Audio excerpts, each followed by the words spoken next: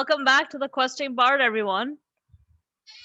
I am Angela Tano, ready to explain or cover her trip to Greece. So, my trip to Greece. First of all, I want to say Kalimera, everyone, or that means good morning, or Kalispera, good afternoon, whichever time of the day you're watching this. So why am I covering my trip to Greece? Right? Why did I go to Greece, first of all? Why is this important? Me being a bard, going writing and stuff, why am I doing Greece? Why am I going on travels and telling you guys about it? Well, it's an experience, right? Traveling around the world or seeing different new places is about experiences. We're building experiences. And experiences often come sometimes by inspirations. Like for me, I got inspired by, of course, the Percy Jackson series. I don't have my books on me; they're in Charlotte, North Carolina, right now. But I have the Fear of the Trials of Apollo books. Yep, which is obviously a huge continuation. I've read about the Heroes of Olympus, obviously Percy Jackson. I've also watched Xena when I was growing up as a child in the 90s. Also Hercules, but I think I like Xena more. Yeah, of course, Xena did better. Um, yeah, yeah, there was a whole Carl Urban, not Carl Urban, the guy who plays Hercules. I forgot his name on top of my head. I'm sure you guys are gonna remind me in the comments.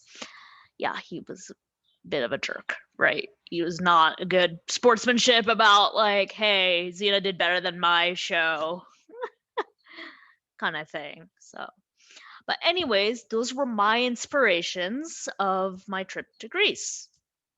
At least me wanting to go to Greece, studying and researching all about Athens and it's the Parthenon and all that stuff is just something, that would inspire me to go.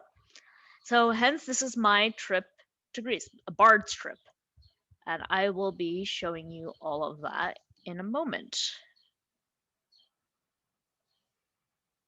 Okay. If you guys can hear the music, that's great. If you can't, that's fine. I'm not like going to be entirely disappointed. All right. Okay, so I need to. Okay. So I'm using Zoom, you guys, so pardon. I know I don't have a good camera. I'm hoping one day I will, but we'll see how we go. All right. So this is my trip to Greece. All right. So obviously these are aerial views of Athens, where we're coming in. It's a lot of great mountains and beautiful blue ocean, seas. The Aegean Sea, actually, that's technically the Aegean Sea. And Athens is actually named after the Greek goddess Athena, the goddess of wisdom and battle strategy. If you guys know the story of how she got named, how her name became the name of the city, it's actually Poseidon and Athena. So the villagers, the people there, asked the two gods, give us a gift and you'll see which one we will name our people after in our town and stuff. Poseidon, he took his trident and made a spring of water come, salt water. And they're like, well, we got the sea already, and we don't really want that too much, but okay. Athena, she takes her spear, shoots it into the ground, and a beautiful olive tree comes up, and they're like, ooh, like, yeah, olives, we could eat them, we could olive oil and all that, right? So, of course, they chose Athena, and hence we have Athens. Okay. All right. So we also, when we were there, I went with my mom. We went to a trip to Delphi. Pardon that. That was a text message that shouldn't have been coming up. We went to Delphi, and so guys know about the oracle, right? With Apollo, and he was selects a virgin woman to speak on his behalf through him, and the prophecies and all that stuff. Obviously, we know all about that from the Percy Jackson books, right? We hear about, and of course, the trials of Apollo. right? So, but the funny thing is, so this is actually what really happens is way back when they actually went to, like, people would come from all over Greece and they would sacrifice animals here, like in the marketplace. They would buy an animal to sacrifice or give offerings, so because they wanted, you're trying to decide their future, they don't know which way to choose, like, oh, should I go for this girl, should I go for that girl, or whatever. People come from noble people, noble royalty people, and all these kinds of people who, need to make big important decisions. So and it's usually like once a month, have to travel all this way to get answers. And sometimes you don't get it. You don't get such a luxury. And here's the Temple of Apollo right here, and you see the other side of it too. It's like a cross. And funny, and here's the theater of Dionysius or Dionysus. Yep, right here, the theater. Funny enough, they actually said that from here in this area you can actually smell methane coming out. So that may have been the reason for the prophecies and all that stuff. So they would actually be, so that's a theory. But you can still smell the methane to this very day, which is funny and cool. All right. And these are the beautiful mountains. We had to travel like 3 hours away from Athens to get here. Yes. All right. So one day we actually just spent, some days we had a relaxation time. Of course, the food is always something fun. This is moussaka here. It's like almost like shepherd's pie, but without all the saucy richness of all shepherd's pie, and it has eggplant. Obviously, grape leaves. We have grape leaves here, and then we have honey yogurt. Honey yogurt. Yes, this is honey yogurt. And I was doubtful of it, honestly, because I was like, how can honey yogurt be sweet and delicious for dessert? So, funny enough, they put a lot of honey actually, because I put honey in yogurt sometimes for dessert, and trust me, it doesn't work as well. But they put like lots and lots of honey, so it works.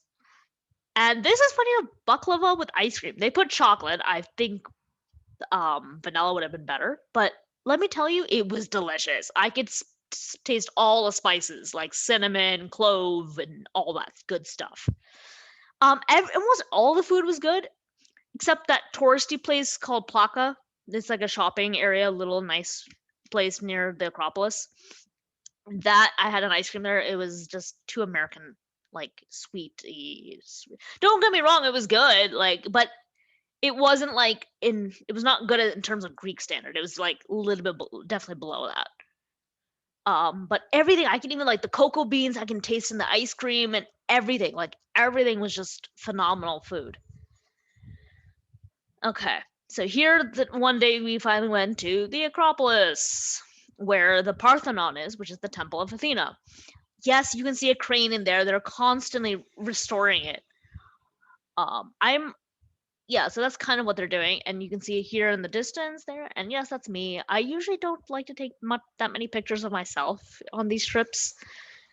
I don't know why, that's just me, but I took a picture because I'm like, okay, here's proof that I was actually here. This is my proof.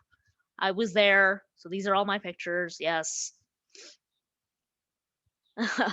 Oh, and this is an amphitheater, I think, of Dionysius or something. I think, again, this is next to the Acropolis. So Acropolis, funny enough, means high city.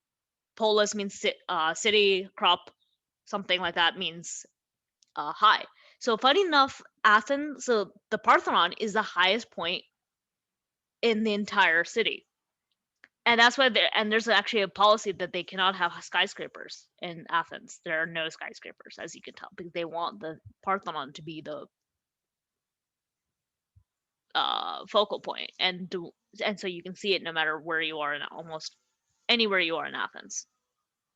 Almost. So that's that.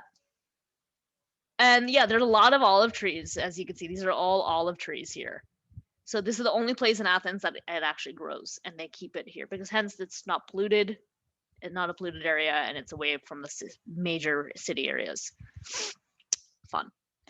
Okay, so people of Athens, the Athenians, they didn't want to make the gods all upset, especially Poseidon, because they're like, well, I know that we liked Athena's gift more, but we're gonna make sure you're happy too. So they created a temple of Poseidon, and there is an area called Poseidonos, so hence the name after Poseidon. So that's what Athens would have been if Poseidon won, right? Poseidonos.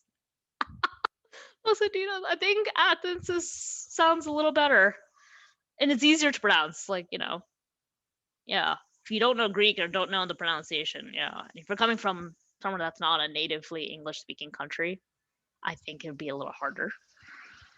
Yeah, I have relatives from India and Bangladesh and stuff, and honestly, like Wednesday, they have struggled with pronouncing Wednesday properly, and even salmon. Funny enough.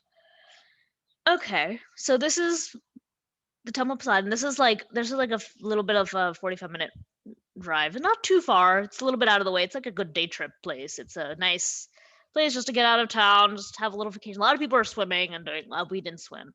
Very beautiful place. Okay. So aside from that, I just took a lot of pictures of other things. So you're wondering why on earth did I take a picture of a staircase railing, right? But this is my bard side. My bard side is like, ooh, this is a great like vines and stuff for maybe a story. I can really describe a place with these kind of like railings in there and like a place. So that's me taking a picture just so I can have a reference. I did that in Chicago once too, and if my manuscript gets a sequel, you might see an influence from there. So that's the fun thing about being a bard. You get inspiration from almost anywhere. So as you can see here, there's a lot of beautiful landscapes. Yeah, it kind of reminded me of like the West Coast, kind of like the Midwest of US. Like there's like a lot of like rocks, like brownish, rugged rock formations and stuff, and sand and dust. So there was a bit of that, but it was different, of course. There was like cypress trees and olive trees and very like almost like it's like the tropical zone of Europe. And they do use euros, not drachmas anymore. So Percy Jackson fans, sorry to disappoint. And this is the Sphinx, as you guys know. This is the Sphinx that gives riddles and stuff you have to solve, and others you can't pass. And if you don't answer correctly, you're pretty much dead. Yeah, that's the fun stuff about that. Okay, more Greek stuff. Here's the sea from our hotel. And I know you guys can't see it. There's the Parthenon somewhere right about here somewhere. Yeah, I know. It's not like the best view. Over here, there's the Parthenon, like right there. Oh, in a teeny tiny distance. So, one thing I did notice while going through Athens is that there were a lot of fruit trees. This is a lemon tree. There was even orange trees. And I did find a cactus tree, funny enough. A cactus, huge cactus thing. But there's a lot of fruits. And another thing I noticed about people in Greece, they're very pet friendly. It is ridiculously pet friendly. Like they just love their pets. So this here is in the hotel courtyard. This is a cat, a stray cat, and it's in the courtyard of the Marriott Hotel. Yeah, so there was like a bunch of cats. This is not the same one as before that they kept coming around and they always are like getting food and stuff from everyone. They were so sweet and friendly. They're just like always coming up to you guys like, food? You gonna give me food? Yeah, they're just obsessed. So yeah, and that's pretty much it. That was my trip to Greece.